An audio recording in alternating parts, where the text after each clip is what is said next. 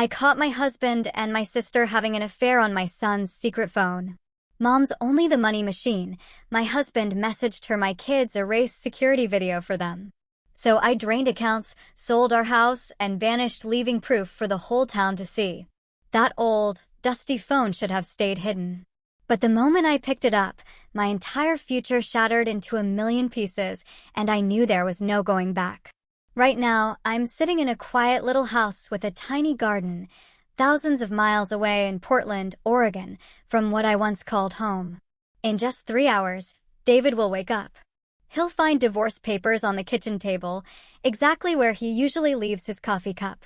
Alongside those papers, enough evidence to not just end our marriage, but to absolutely shatter the pristine reputation he and my sister, Emily, have so carefully crafted in our community.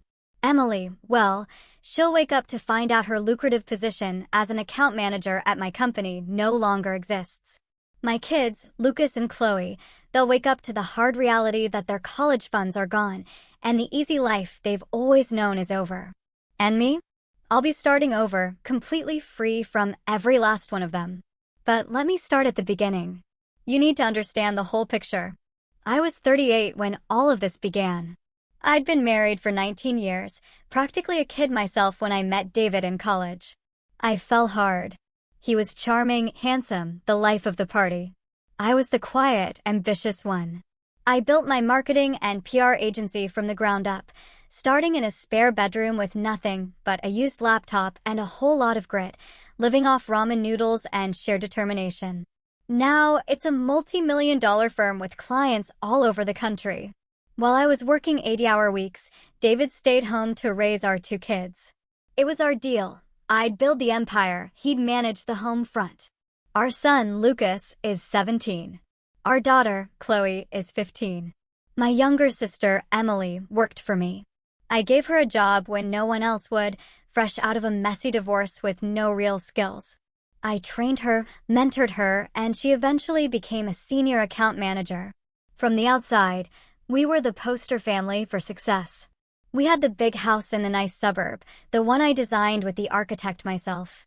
We had the Sunday dinners where everyone laughed, David telling stories about the kids' latest antics, Emily playfully complaining about her impossible clients.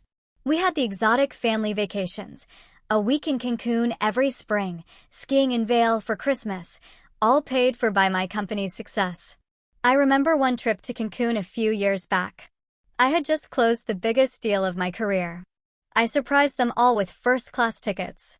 I remember watching David and Emily laughing as they tried to surf, the kids cheering them on from the beach.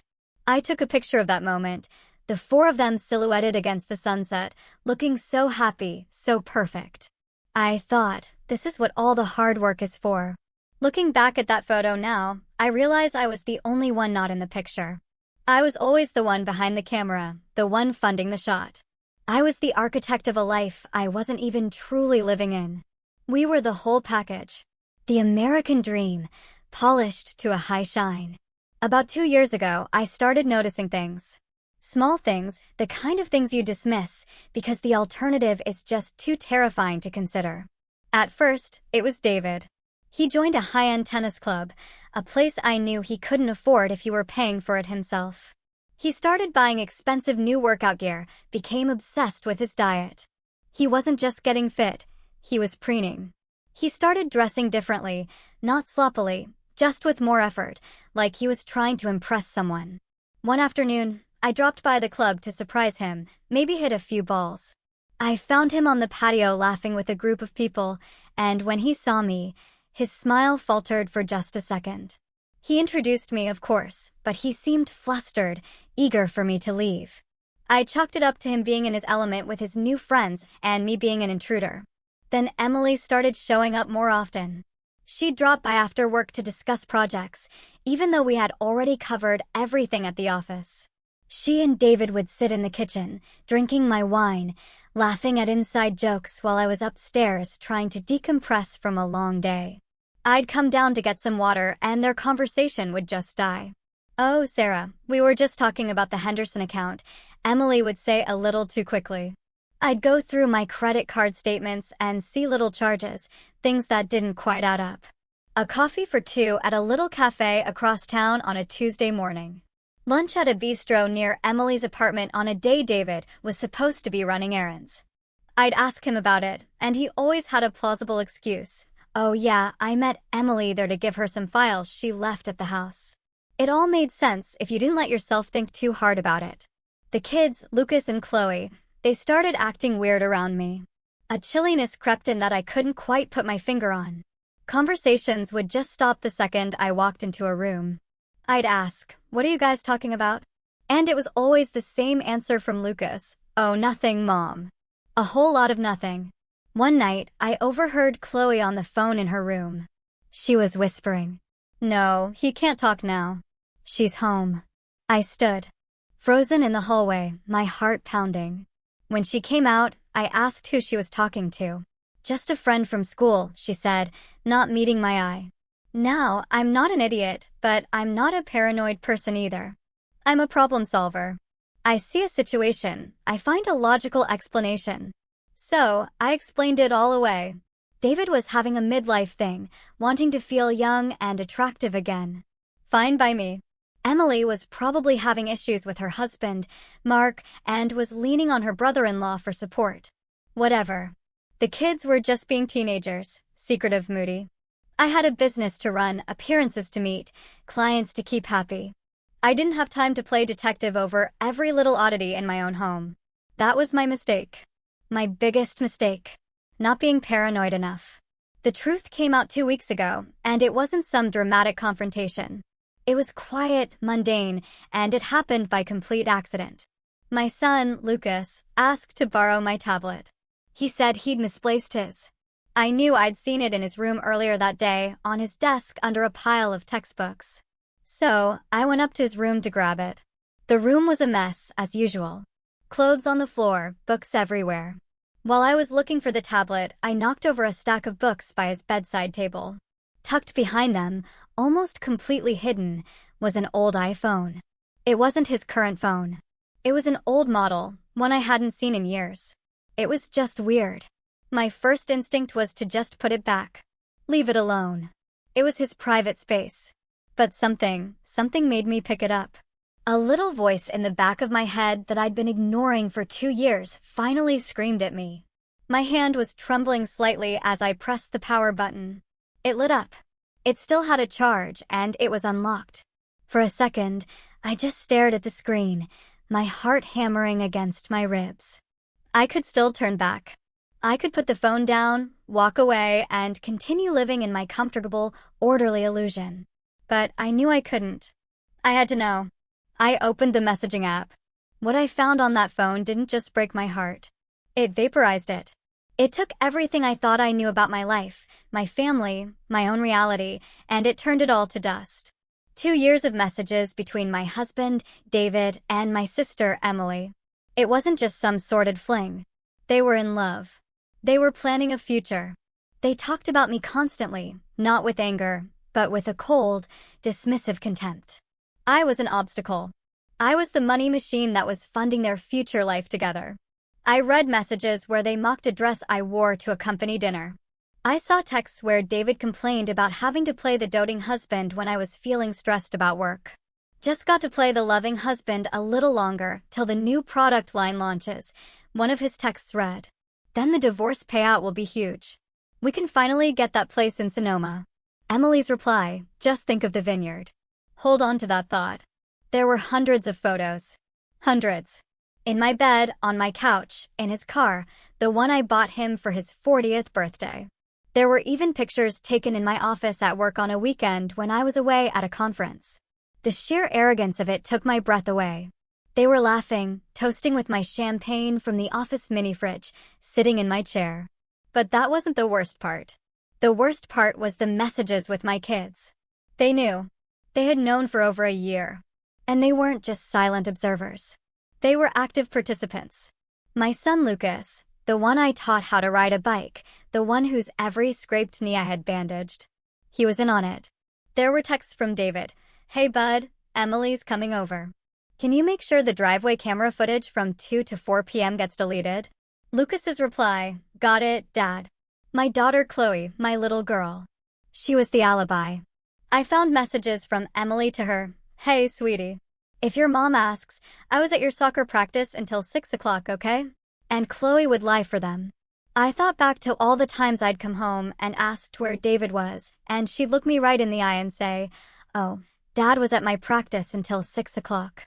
Meanwhile, a time-stamped photo on that phone showed my husband and my sister together at a hotel at 4:03 p.m.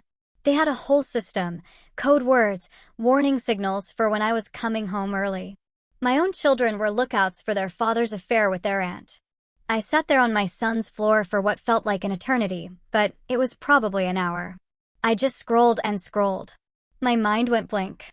I felt like I was floating outside my own body, watching this woman discover the wreckage of her life. I used my own phone to take pictures of everything, every message, every photo. My hands weren't even shaking. I wasn't crying. I felt nothing.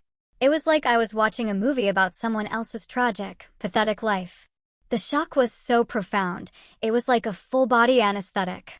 When I finally managed to stand up, my legs felt like they didn't belong to me. I placed the old iPhone back exactly where I found it, behind the books. I walked downstairs. The scene in my kitchen was so grotesquely normal, it felt like something out of a horror movie. My husband was at the stove, humming along to the radio, making my favorite pasta dish. My sister was sitting at the kitchen island, sipping a glass of my Chardonnay, scrolling through her phone. My kids were at the table pretending to do homework. A perfect family evening. Hey babe, David said, smiling at me. That easy, handsome smile that I used to love. Dinner's almost ready. I smiled back. It felt like my face was cracking. I walked over, kissed him on the cheek. His skin was warm. I felt nothing. I grabbed a glass of wine and sat down right next to my sister. How was work today, sis? She asked, her voice full of fake concern. Good, I said, my voice even. Real good. Closed the Henderson deal. Oh, Sarah, that's amazing, she squealed, giving my arm a squeeze. Her touch felt like a spider crawling on my skin. We ate dinner together. David served the pasta. I watched them all eat the food I paid for, in the house I paid for, living a life I paid for while they plotted to destroy me.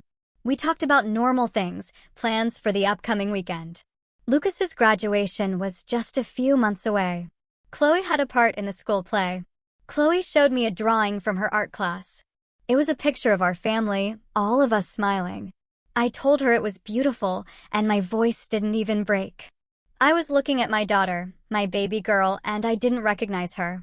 She was a stranger, a co-conspirator. Just a normal family dinner. Except now I knew. I knew every smile was fake. Every laugh was a lie. Every "I love you, Mom" was absolute grade A bullshit.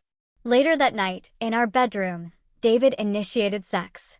It was the first time in months he'd shown any real interest. And I let him. I went through with it. I was numb, detached. A performer playing a role. The whole time I was just thinking about them, about him and Emily in this bed, our bed. I wondered how many times they had been in here while I was on a business trip, closing a deal to pay for their lives. When we were done, he rolled over and cuddled into me. He whispered, "I love you." I stared at the dark ceiling. "Love you too," I lied. He fell asleep a few minutes later, his head on my chest, breathing deeply. He looked so peaceful, so innocent. And I just lay there wide awake, staring at the ceiling until the sun came up. The numbness was wearing off, and something else was taking its place. Something cold, hard, and sharp. I wasn't a victim anymore. I was a planner, and I was about to plan the demolition of their perfect little world. A lot of people, maybe even some of you listening, would probably say I should have confronted them right then and there. Screamed, cried, thrown things, had it out. I thought about it.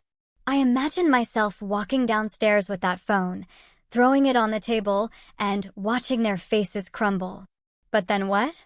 A messy, ugly fight. Denials, lies. David would have called me hysterical. Emily would have played the victim. They would have gaslit me, told me I was crazy, that I was misinterpreting things. They would have turned it around and somehow made it my fault. The classic, you were never home. You were always working defense. No. I've learned one thing from running a business for 15 years. When you strike once, and you make it count. You gather your intel, you form a strategy, and you execute it flawlessly. You don't go into a negotiation screaming. You go in with all the leverage.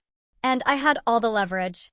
The 2 weeks that followed that night were a masterclass in living a double life. On the surface, I was the same Sarah, stressed from work, but a loving wife and mother. Underneath, I was an architect of ruin, working with a focus I hadn't felt since the early days of my company. My first move was to find a lawyer. I didn't just find any lawyer. I spent 2 full days researching, vetting, and interviewing 3 of the most ruthless divorce attorneys in the state. The first one I met was a man who kept patting my hand and suggesting counseling. "Marriage is a marathon, Sarah," he said condescendingly. I walked out after 10 minutes. The second was a woman who seemed more interested in her billable hours than my case. Then I met Eleanor. She was a woman in her 60s with eyes that could cut glass and a reputation for eviscerating cheating spouses in court. I walked into her office, laid out the story, and showed her the photos on my phone. She didn't offer sympathy. She just smiled, a thin, sharp smile, and said, "Oh, this is good. This is very, very good." It turns out my state still has adultery laws that matter a great deal in divorce proceedings, especially when it comes to the division of assets. Those photos I took? Gold.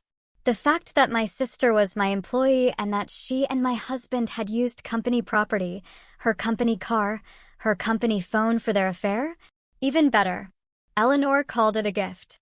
It opened them up to potential civil claims from my business for misuse of company resources and breach of fiduciary duty.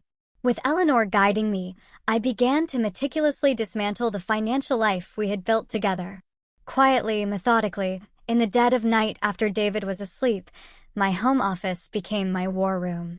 First, I paid off all our joint credit cards down to a 0 balance. Every single one. Then I called each company and closed the accounts. The reason I gave was financial consolidation.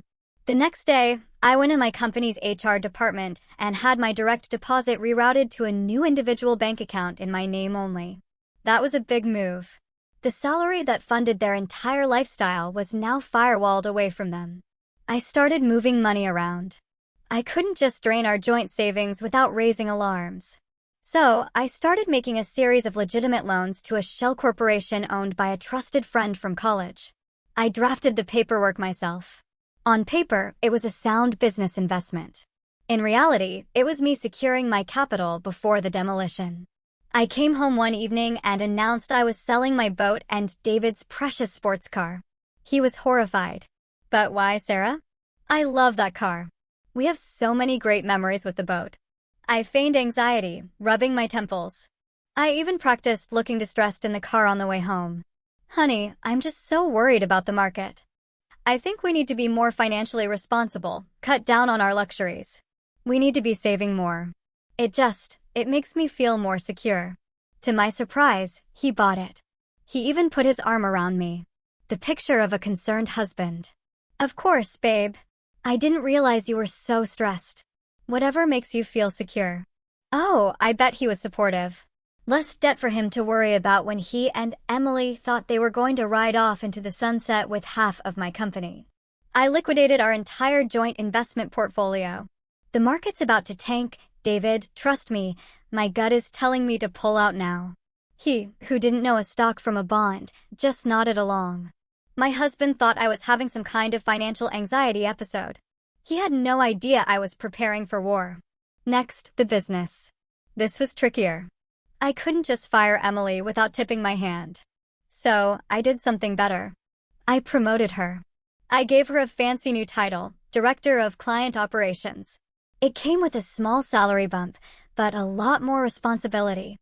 More importantly, it came with a new employment contract drafted by Eleanor's office.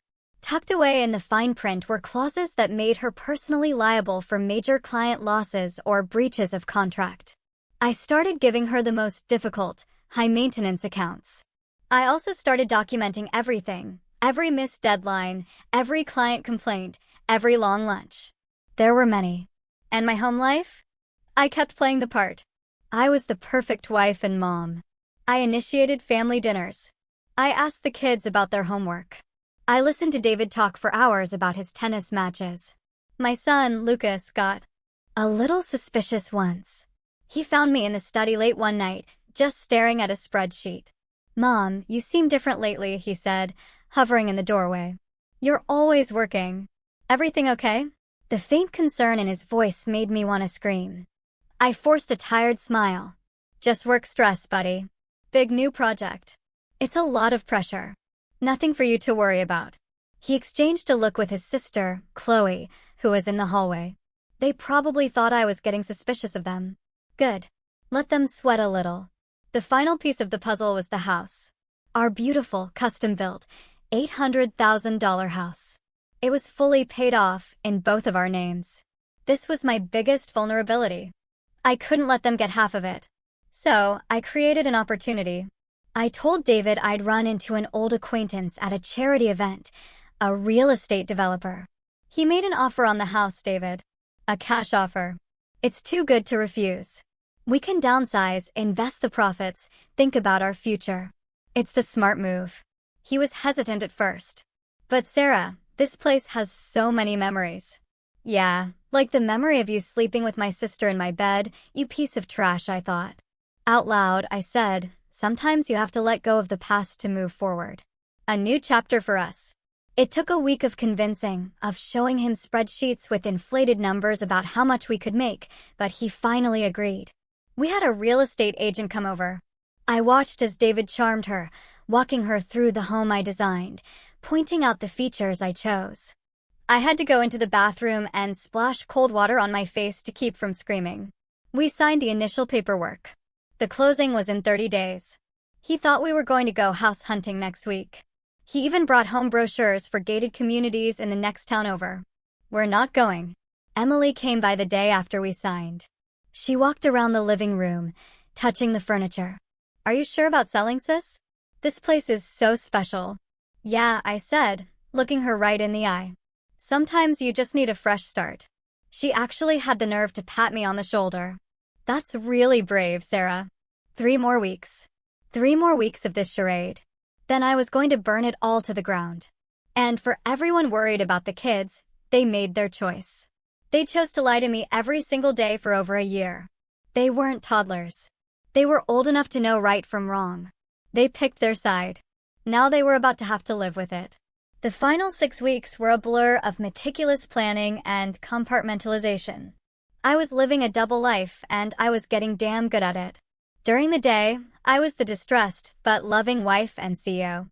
At night, after everyone was asleep, I was on my laptop, methodically setting up my new existence. It felt like I was planning the most complex marketing campaign of my life, but the product was my own freedom. The setup was everything. I found a killer apartment in Portland, Oregon, a place with huge windows and a view of the water. I hired a remote interior designer and had it fully furnished before I ever even set foot in it. I spent hours online picking out everything from the sofa to the silverware. It was the first time in years I had made decisions for a home that were entirely my own, without having to consult anyone. It was a small thing, but it felt incredibly liberating. I leveraged my business contacts to line up a major commercial project in my new city, a consulting gig that would keep me busy and profitable for months. I opened new bank accounts, got a new phone plan with a new number, new credit cards, a whole new identity, financially speaking. I even joined a gym out there online. I was building a life raft while they were all still partying on the Titanic. The house closing was scheduled for the week after my departure. David thought we were moving into a luxury rental temporarily while we searched for our dream home. He was so excited. He spent evenings looking at real estate websites, showing me mansions we could afford with the profits from the sale. I would nod and smile, making non-committal comments, while inside I was counting down the days. Packing was a strategic operation. All of my truly important stuff, my personal documents, my grandfather's watch, family photo albums, my father's old records, was packed and shipped out in boxes labeled office supplies and client files. I did it piece by piece over weeks. Sheer audacity was my cover. I would pack a box in my home office right in front of him, and he'd just see a busy woman preparing for a move. "Just getting a head start, babe," I'd say. "You know how I like to be organized." He didn't notice that the photo albums on the shelves had been replaced with identical-looking empty ones I'd bought at a craft store. He didn't notice that the expensive watch I wore every day was a convincing replica I'd bought online. The real one was already in a safe deposit box in my new city. The night I packed the real watch was hard. It was my father's. He gave it to me when I graduated college. Holding its weight in my hand, I felt a wave of grief for the family I thought I was protecting, the legacy I thought I was building. Then I thought of their betrayal, and the grief hardened into resolve. I wrapped it in bubble wrap and placed it in the box. I even bought a whole new set of my favorite professional tools and had them shipped to the new office space I was leasing. They were completely oblivious. The business restructuring was the trickiest part. I couldn't just dissolve my company without raising 1,000 red flags. So, as I mentioned, I did something better. I held a small office party to celebrate Emily's new title as operations director. She beamed, soaking up the attention, making a little speech about how grateful she was for my mentorship and sisterly love. I nearly choked on my champagne. What she didn't know is that the contract she signed, the one Eleanor's office had drafted, made her personally liable for any major screw-ups. I also started a quiet investigation into her expense reports and discovered she'd been using the company credit card for personal luxuries, spa days, expensive dinners with my husband, even a weekend trip. And her drinking, which had started as a glass of wine at lunch, had escalated. I had multiple reports from other employees of her smelling like alcohol on the job. It was all being documented. Then I approached Michelle, my office manager. Michelle had been with me for 15 years, since the very beginning. She was a single mom who had started as my part-time assistant. She was loyal, brilliant, and hardworking. I called her into my office one evening and closed the door. I told her I was making some major life changes and that I wanted to sell the company. I saw the panic in her eyes. Then I laid out my offer, a legitimate sale of 60% of the company's ownership to her, financed by the company itself. It would make her the majority owner and CEO. The sale would be finalized the week after I left. I would retain 40% as a silent partner, guaranteeing me a steady income stream without any involvement. She cried when I told her. She thought I was joking at first. "Michelle," I said, "this company is my baby. I'm not giving it to just anyone. I'm giving it to the only other person who loves it as much as I do." She deserved it. And the kids. This is the part where people will probably hate me, but I honestly don't give a damn. They were getting exactly what they deserved, a dose of reality. My son Lucas's college fund, which was substantial, was in a trust account with only my name on it. I liquidated it, every penny. He was going to find out the hard way when he tried to access it for his first tuition payment. My daughter Chloe's 16th birthday was coming up, and I had been planning to buy her a brand new car. That wasn't happening. The credit cards I paid for, the ones they used for everything from fast food to new clothes, were scheduled to be cut off the day I left. They wanted to play adult games with adult betrayals? Welcome to adult prizes. The universe gave me one final clarifying moment just last week. I was watching a movie with Chloe, just the two of us. It was a rare quiet evening. Her phone buzzed on the couch next to her. She glanced at it, and I saw her face go completely white. "Everything okay?" I asked, keeping my voice casual. "Yeah, just friend drama," she stammered. But I had seen the message preview. It was from David. It said, "Emily just left. Coast is clear." Chloe looked at me, her eyes wide, trying to gauge if I'd seen it. I just smiled, grabbed a handful of popcorn, and said, "These teenage years, huh? So much drama." She gave a nervous little laugh and quickly typed something back. I saw her phone screen before she turned it away. Her reply was to my sister, Emily. It said, "All clear." Mom's clueless. Clueless. That's what my little princess thought of me. That single word solidified every cold, hard decision I had made. There was one more person to consider in this whole mess. Emily's husband, Mark.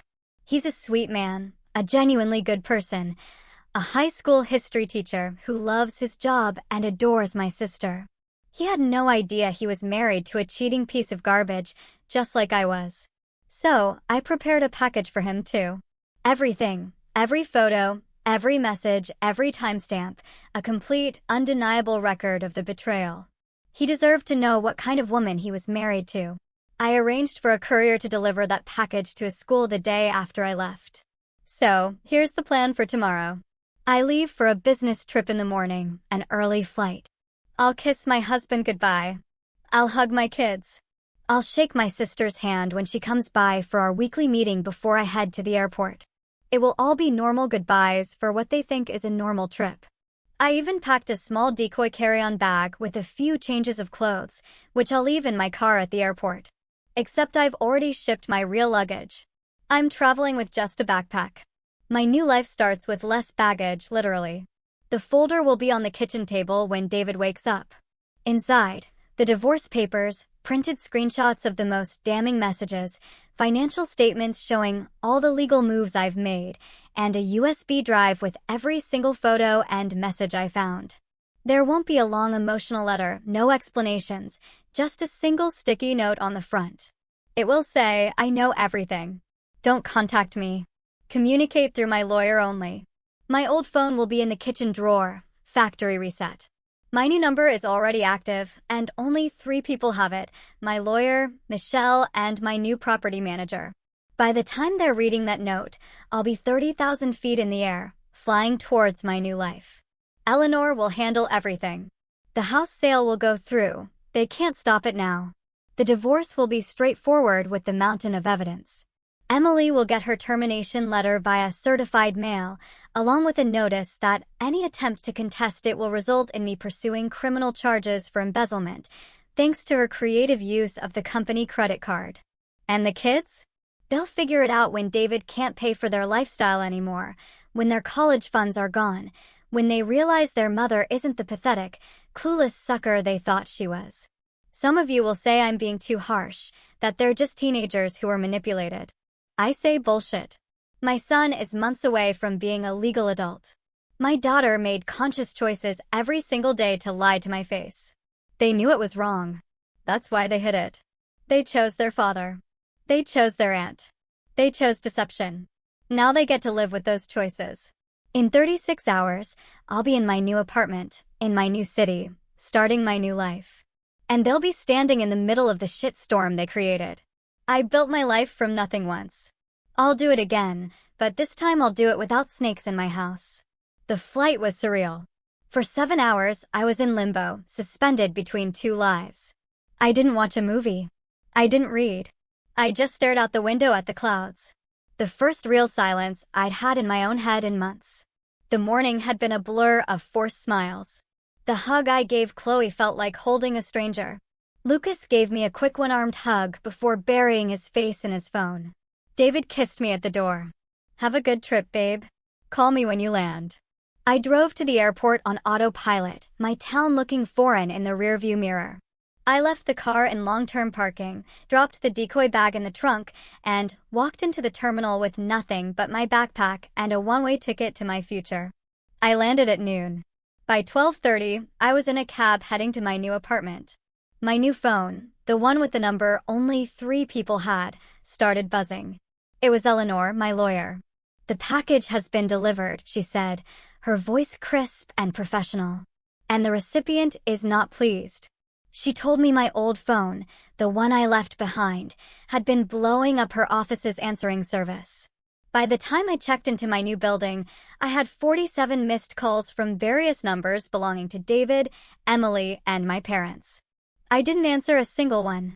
I stood in the middle of my new, beautifully furnished and completely empty apartment, listening to the city sounds outside my window, and I felt a profound sense of peace. The storm was breaking, and I was safe in the eye of it. The shit didn't just hit the fan. It hit every fan in a 10-mile radius. According to Eleanor, who had a certain grim satisfaction in her voice as she recounted the events over the next few days, David found the folder. Around 7 a.m. when he went to make coffee.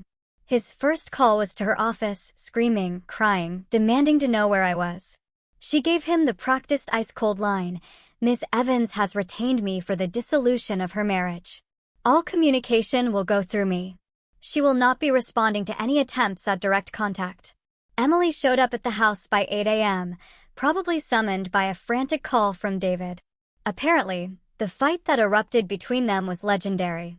Eleanor had a source, a nosy neighbor who was an old client of hers, who reported a massive screaming match on the front lawn. Accusations, recriminations, the whole ugly spectacle. The neighbor called the cops, reporting a domestic disturbance. Beautiful. The two lovebirds finally turning on each other when the money machine was gone. That afternoon, my son Lucas tried to access his college fund to put down a deposit for his dorm room at the State University in Arizona he'd been so proud of getting into. Surprise, motherfucker. The account was empty.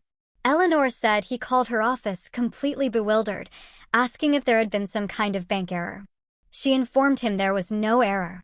The funds, which were solely in my name, had been legally withdrawn by me. He apparently started crying on the phone with her paralegal. My daughter Chloe got her dose of reality at the school cafeteria. She tried to buy lunch, and her debit card was declined. Welcome to the real world, princess. Her friends had to spot her the cash. The humiliation was just beginning. The immediate fallout was just the beginning. The package I sent to Mark, Emily's husband, was delivered to the high school where he teaches. He opened it during his lunch break. He didn't just leave her. He went scorched earth. He posted everything, the messages, the photos, the whole sordid story on his Facebook page. He wrote a long, heartbreaking post about betrayal, about trust, and about the two people who had destroyed his family. He tagged David. He tagged Emily. He tagged our local community group. The whole town knew within hours. David and Emily tried to do damage control. They posted some vague bullshit about going through a difficult time and asking for privacy. That went over about as well as you'd expect when everyone in your social circle has already seen screenshots of you and your sister-in-law in bed. The comment sections were a bloodbath. The work situation detonated the next morning. Emily had the audacity to show up to work like nothing had happened. Michelle, my loyal manager and now the new majority owner, was waiting for her. She had security escort my sister out of the building she used to walk into like she owned the place. Emily screamed about wrongful termination. The company's lawyer, already prepped by Eleanor, shut that down real quick with the file documenting her misuse of company property and her on-the-job drinking. The best part? She'd been bragging about her big promotion and her new executive salary to anyone who would listen. She'd even taken out a loan for a new luxury car based on that salary. Now she was unemployed, about to be divorced, and drowning in debt. You just love to see it. The weeks that followed the detonation were a strange mix of legal maneuvers and personal rebuilding.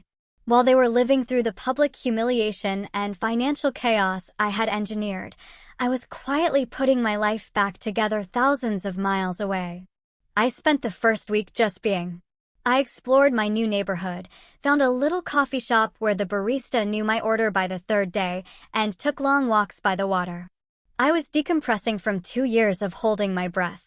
The divorce was, in Eleanor's words, the cleanest, quickest train wreck I've ever seen. David's lawyer, a slick guy in an expensive suit, tried to fight, of course. They tried to claim I'd abandoned the family, that David deserved half of everything, plus significant alimony for his years as a stay-at-home dad. Eleanor literally laughed on the phone with them. Then she sent over the full evidence file, the affair, the conspiracy, the kids' involvement, Emily's misuse of company funds. It was overwhelming. Eleanor told me they had a settlement meeting where David's lawyer looked at the evidence for 10 minutes, went pale, and asked for a recess. He came back and advised David to take whatever was offered. They tried one last desperate Hail Mary. They claimed emotional abuse, that my high-pressure career had driven him into my sister's arms. The judge, a no-nonsense woman who looked like she'd seen it all, took one look at the evidence file and almost held David in contempt of court. "You're claiming emotional abuse, Mr. Evans," she'd said, according to Eleanor's gleeful retelling, while you were documenting your affair in your wife's office, using her money to do it? Get out of my courtroom with that nonsense. The final settlement was brutal for him. He got exactly what the law required, and not a penny more. From the sale of the house, after everything was settled, he walked away with about $200,000. That might sound like a lot, but for a man with no job skills, no recent work history, and a reputation that was now radioactive in our town, that money wouldn't last 2 years, especially with the way he was used to living. There were no custody issues to fight over since Lucas was about to turn 18 and Chloe was old enough to make her own choices, though the court noted the children's complicity in the matter. I kept the business. I kept my investments. I kept my retirement accounts. I kept my life. The extended family drama was a whole other level of rich. My parents initially tried to stay neutral. There are 2 sides to every story, Sarah, my mom said on one tearful phone call. That neutrality vanished the moment Eleanor, at my instruction, sent them a condensed version of the evidence file. My dad called me. After that, he wasn't calling to check on me. He was calling to apologize. To apologize for raising a daughter like Emily, a piece of trash, in his words. He told me he was consulting his own lawyer about the family inheritance to ensure Emily would never see another dime. It was a cold, hard move, but I understood it. Betrayal of that magnitude changes everything. David's family, on the other hand, tried to come at me on social media. His mother posted a long rant about what a heartless monster I was, abandoning my family. I had Eleanor send a cease and desist letter with a few choice photographic attachments. I got a furious, misspelled email from my now ex-mother-in-law, which I read, laughed at, and then forwarded to Eleanor with the note, "File this under fan mail." They shut up real quick when they saw their son and their daughter-in-law's sister in poses that were anything but family-friendly. And what about my life? I was thriving. The new consulting venture was exceeding all my projections. I already had 3 major projects lined up for the next year. I joined that gym I'd signed up for online and started working with a personal trainer. I was hitting it hard. I was down 20 pounds of fat and up 10 pounds of muscle. The anger was a powerful motivator. Dating? Not yet. I wasn't ready, but I'd had offers. Turns out a successful, fit, single woman in her late 30s is in demand. Who knew? I bought myself a new car, a sleek convertible I'd always wanted, but David had said was impractical. I paid cash. I also started seeing a therapist, not because I was sad or guilty. I wasn't, but because I wanted to make sure I understood how I had let this happen. I wanted to make sure I would never, ever miss the red flags again. She helped me realize I hadn't just been betrayed by my family. For years, I had betrayed myself by ignoring my own instincts.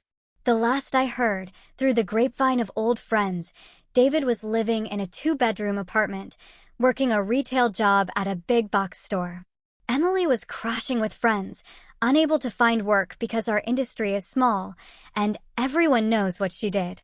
Mark, her ex-husband, took their kids and moved back to his hometown in another state in the Midwest. They were doing well. The kids, this is the hardest part to talk about. This is where the anger gets mixed with something that feels a lot like grief. A funeral for the children I thought I had. It wasn't a clean, simple anger. It was messy and complicated, and it kept me up at night. My son Lucas had to scramble for student loans. His dream of going to the big state university was gone. Turns out when dad's not there to pay for everything, that full ride to community college starts to look pretty good. He had to get 2 part-time jobs to cover his expenses, one at a coffee shop and another stocking shelves at a grocery store overnight. My daughter Chloe had to get a job babysitting for neighbors. Imagine that. A 15-year-old learning what work actually means. They tried everything to contact me. They created new social media accounts. They sent emails from new addresses. They even had their friends try to reach out. Blocked. Blocked. Blocked. One night, I saw an incoming call from a number I didn't recognize. I let it go to voicemail. It was Chloe. "Mom, please," she sobbed into the phone.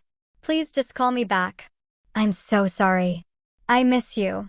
I listened to the message 3 times, my hand hovering over the callback button. Then I remembered her text message, all clear. Mom's clueless. I deleted the voicemail and blocked the number. Eleanor did forward me one letter that Lucas wrote. It was a long, rambling sob story about how sorry he was. How he was just a kid who got caught in the middle. How David had manipulated him. How he never meant to hurt me. Caught in the middle. I read that line, and I felt a hot flash of rage crawl up my neck. I just stared at the wall, the letter feeling heavy in my hand. I dissected his words for my audience, pointing out the passive language. He was caught, not I made a choice. He was manipulated, not I chose to believe the lies because it was easier. You weren't caught in anything, you little shit. You actively deleted security footage. You were an accomplice.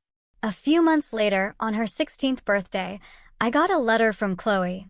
It was 2 pages of apologies, regrets, and promises to make things right. She included a photo of us from when she was little. A picture of me holding her on my shoulders at the beach. A nice try. But emotional manipulation doesn't work when you've already checked out. It was a performance of remorse, not the real thing. I understand if you never forgive me, Lucas had written. But you're punishing Dad and Chloe for my mistakes. No, Junior. I'm not punishing anyone. I'm just not subsidizing your lives anymore. There's a big difference. Maybe one day, when they are adults, when they've had their own hearts broken, when they have families of their own, maybe then they'll understand the depth of their betrayal. Or maybe not. Either way, I'll be living my life on my terms. I had to let them go. I had to for my own sanity. It was like amputating a limb to save the rest of the body. It hurt like hell, but it was necessary for survival. Life moves on. That's what they tell you, right? But for a long time, it felt like I was just going through the motions. Wake up, go to the gym, work, eat, sleep, repeat. I was functional, successful even. But there was a hollowness inside me. I had built walls around my heart so high and so thick, I wasn't sure if anything could ever get through again. I went on a few dates with nice, normal men, but I felt nothing. I was polite but distant. I couldn't let my guard down. Then something unexpected happened. Mark, Emily's ex-husband, reached out. It started with an email. He just wanted to thank me for telling him the truth. He said it was the hardest thing he'd ever gone through, but knowing was better than living a lie. That one email turned into 2, then into long text conversations. We were 2 survivors of the same shipwreck, comparing notes. We talked about our exes, about the betrayal. But we also started talking about other things, about his love for history, about my passion for building brands, about our kids, about feeling lost in your late 30s. He told me something during one of those late-night calls that chilled me to the bone. He said that in the mess of their divorce, Emily had admitted everything. She and David had been planning it for years. They weren't just waiting for my company to grow. They were waiting for my parents to pass away. My father had a heart condition, and they knew I was the main beneficiary of their will. They were waiting to get their hands on my inheritance, too. And the kids? The kids knew about that part of the plan as well. That little tidbit erased any lingering shred of doubt I had about my decisions. This wasn't a mistake. This was a conspiracy. After a few months of talking, Mark mentioned he was thinking of making a change. His school district was a mess, and he wanted a fresh start for him and his kids. My new city, he noted, had one of the best public school systems in the country. Was it messy? Maybe. Did I care? No.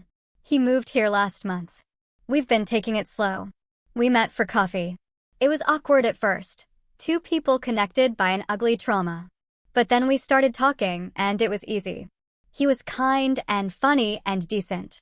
It's nice to be with someone who has integrity, someone who understands. We're just friends for now, but it's a foundation. I bought a house. Nothing fancy like my old one, but it's mine. 3 bedrooms, 2 baths, a pool, and a dedicated home office where I can work without someone nagging me about the noise. I even started teaching a small business class part-time at the local community college. It feels good to give back, to help young, ambitious people avoid some of the mistakes I made. I'm in the best shape of my life.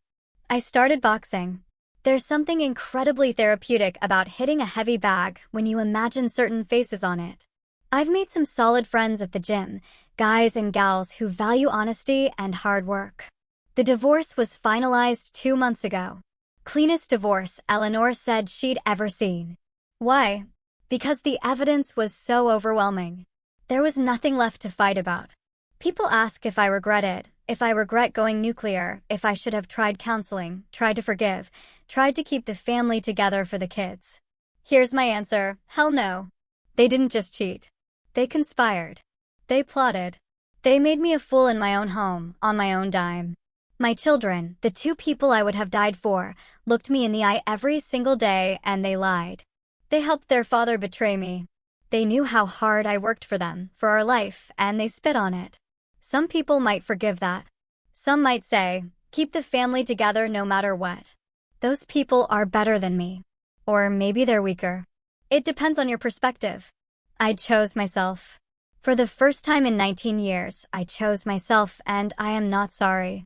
I'd do it again in a heartbeat. 2 weeks ago, out of the blue, my new phone rang. It was an old number I'd forgotten I'd given to our family dentist's office years ago. I almost didn't answer, but curiosity won. It was David. I don't know how he got the number. His voice was different. Thinner, beaten. "Sarah, please," he said. "Just 5 minutes. I need to tell you something." I almost hung up, but I listened. I wanted to hear it. "You destroyed everything," he said, his voice cracking. "The kids hate me. I can't find a decent job. Your sister won't even talk to me anymore. I lost everything." I waited a beat. My own voice, when it came out, was calm and steady. "No, David, you didn't lose everything. You threw it all away. I just stopped picking up after you." "I loved you," he said, and it sounded pathetic. I really did. I got confused. For 2 years. I asked. The silence on the other end of the line was my answer. I could hear him breathing. A shaky, shallow sound. Finally, he asked the question I knew was coming. "Are you happy?